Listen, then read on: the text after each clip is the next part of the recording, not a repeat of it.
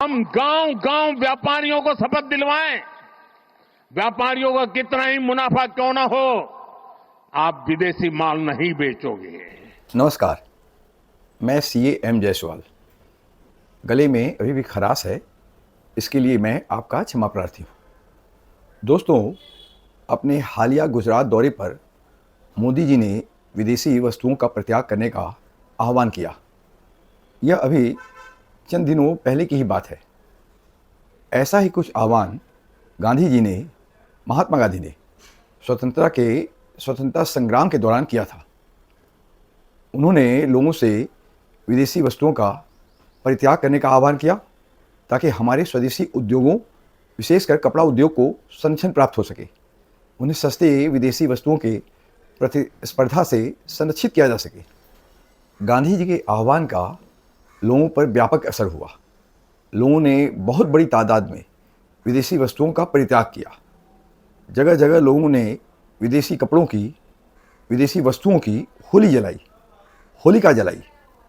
परंतु अपने साहब के आह्वान को लेकर लोगों में कोई विशेष उत्साह नहीं दिख रहा, वरन लोग इसका मजाक ही बना रहे हैं। मीम्स बनाए जा रहे हैं, सोशल मीडिया पर रील्स प्रसारित किए जा रहे हैं। आखिर ऐसा क्यों? अंग्रेजी की एक बहुत ही प्रसिद्ध कहावत है, प्रैक्टिस बिफोर यू प्रीच।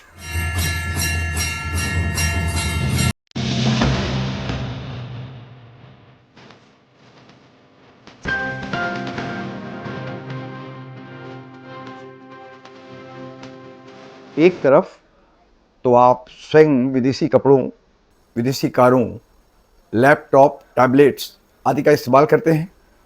आपकी महंगी विदेशी कैमरा, मोबाइल आदि साजो सामान के आप आदी हैं।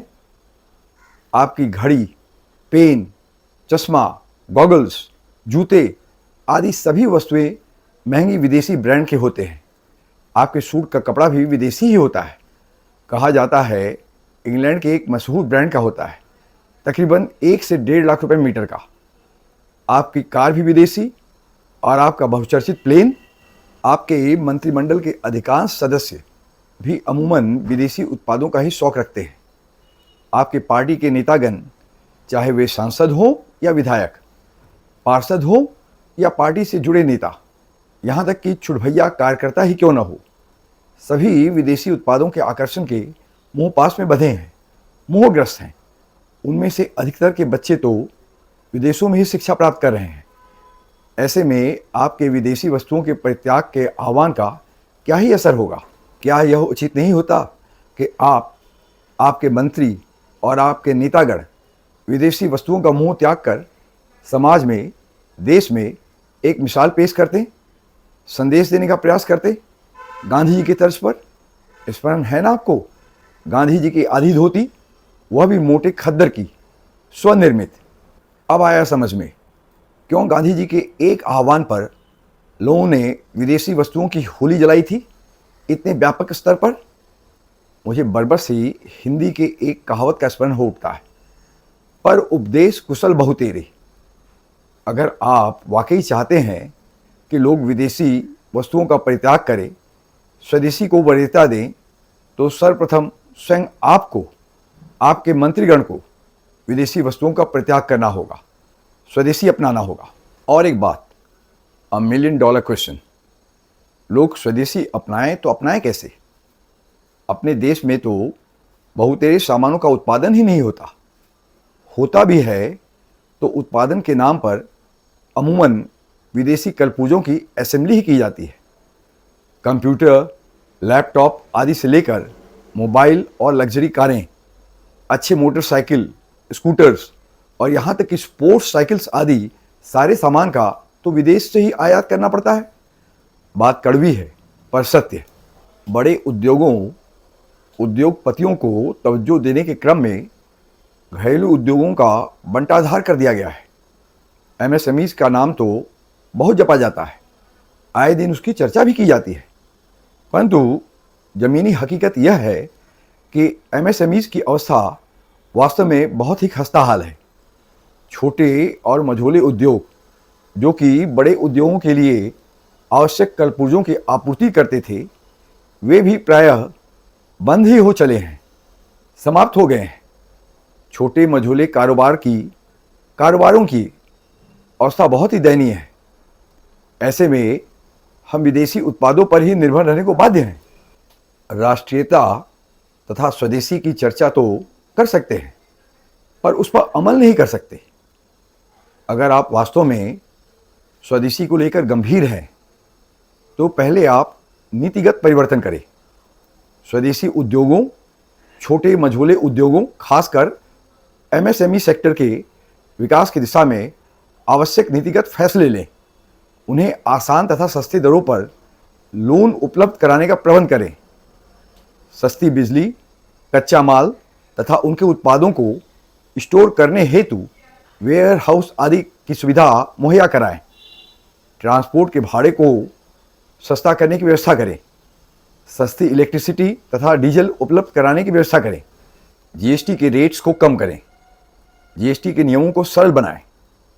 उनके उत्पादों को विदेशी वस्तुओं से प्रतिस्पर्धा करने लायक बनाने के क्रम में उन्हें संरक्षण प्रदान करें। अभी हाल ही में भारत के 4th लार्जेस्ट इकोनॉमी बन जाने का दम भरा जा रहा है ना, और जल्द ही 3rd और 2nd लार्जेस्ट, या फिर शायद 1st इकोनॉमी बनने का सपना भी देखा जाएगा। तो जानकारी के लिए बतला दें कि ये सारे तथाकथित 1st, 2nd and 3rd largest economy कहे जाने वाले देश कुछ ऐसा ही करते हैं।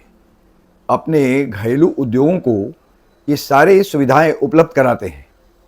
विदेशों से आयात किए जाने वाली वस्तुओं पर ऊंचे दर से टैरिफ भी लगाते हैं, ताकि उनके उद्योगों को विदेशी वस्तुओं के प्रतिस्पर्धा से संरक्षित किया जा सके। स्मरण तो होगा ही कैसे चीन ने अमेरिका के रेसिप्रोकल टैरिफ की धमकी का मुकाबला किया।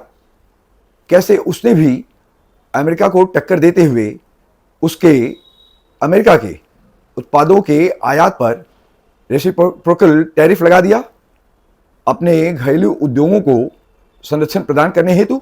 क्या आप में ऐसी दृढ़ इच्छा शक्ति है, चीन जैसी संकल्प शक्ति है? कृपया मुझ पर चीन परस्त होने का इल्जाम मत लगा दीजिएगा। मैं सिर्फ एक मिसाल पर दे रहा हूं।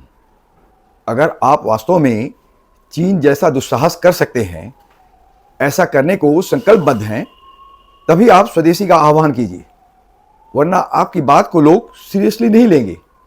इसे महज जुमलाबाजी ही समझेंगे। और एक कहावत की बरबस ही याद आ रही है, थोथा चना बाजे घना।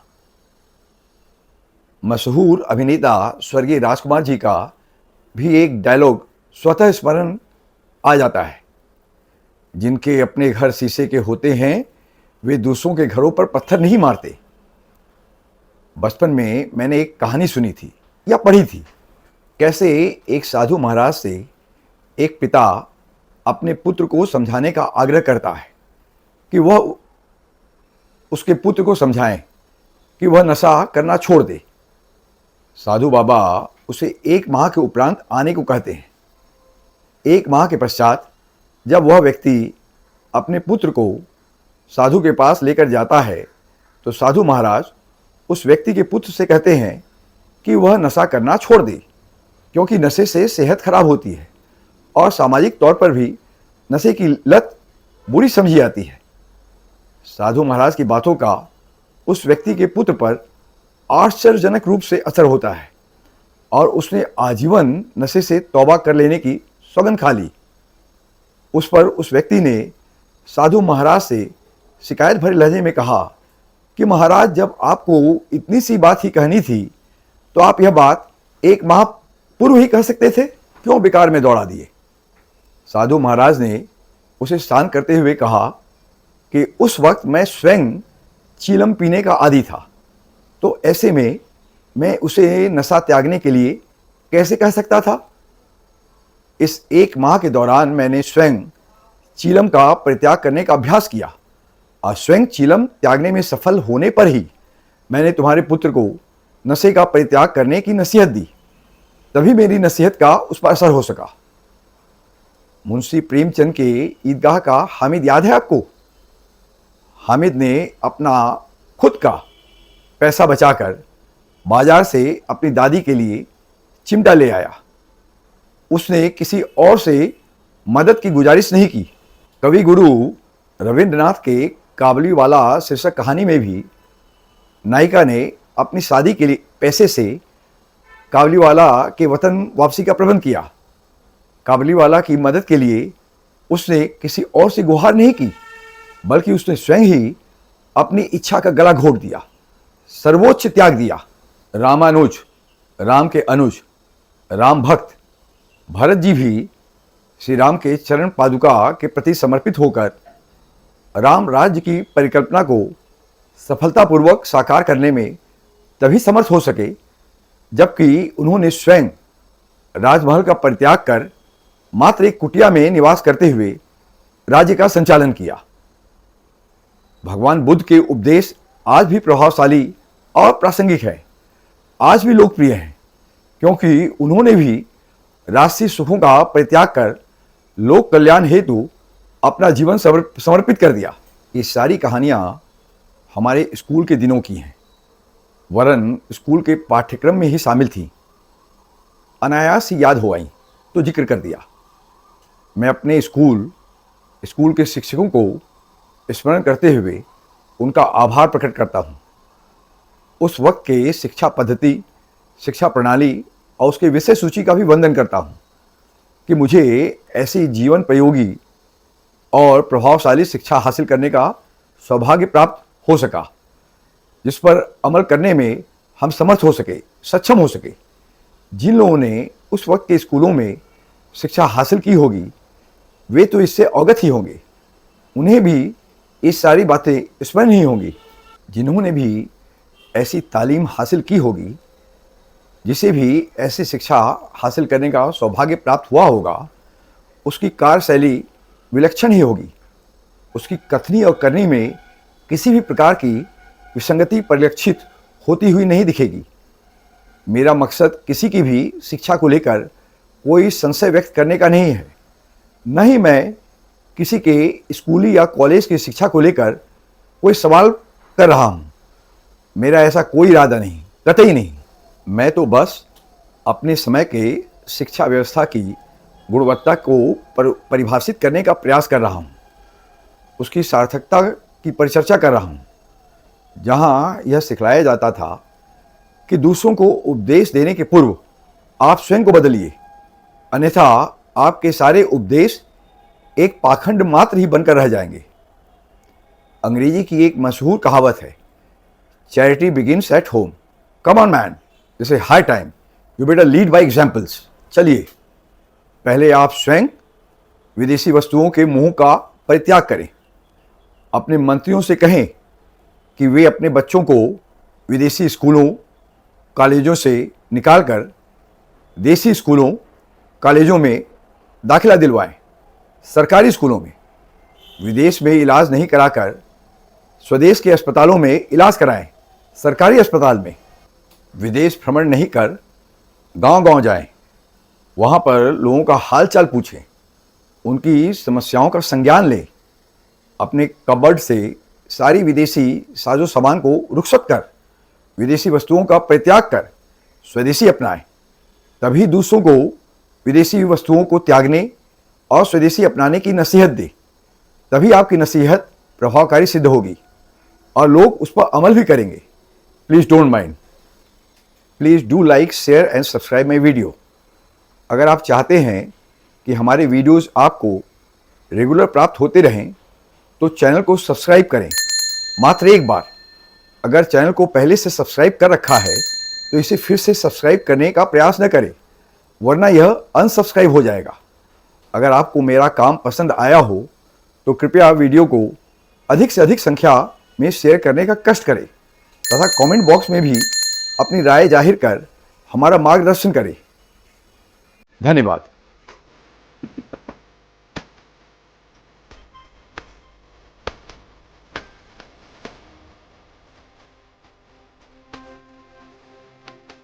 That's my mom's video.